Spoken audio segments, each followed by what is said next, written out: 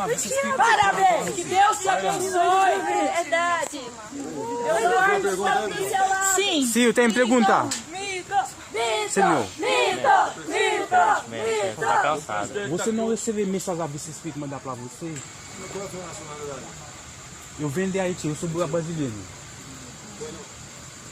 Eu venho de Haiti, eu sou brasileiro. Eu sou o presidente do vice-espírito escolha. Você sabe muito bem. Você sabe muito bem que vice-espírito meu escolhe para dirigir o país. Desculpa aqui, eu não estou entendendo. Você está entendendo bem. Você está entendendo. Estou falando brasileiro. Você não acabou.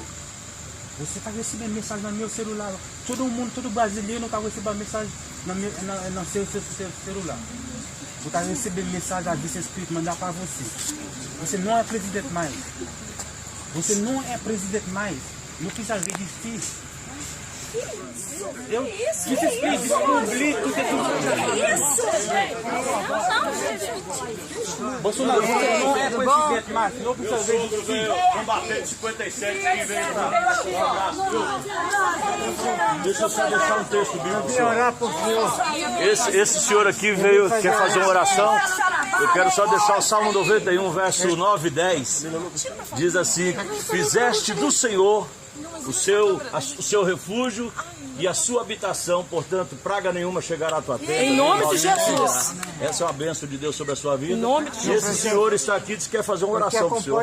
Antes de você ser candidato, a primeira vez que foi internado, fui orar para o senhor, encher bilhete para o senhor 2 vezes. E sempre que eu já vim aqui, a segunda vez que eu estou vindo aqui, para fazer essa oração para o senhor. O senhor pode atender, eu espero para atender a pessoa. Eu posso fazer a oração para o senhor? Faz a oração. Posso fazer a oração? Ora rapidinho.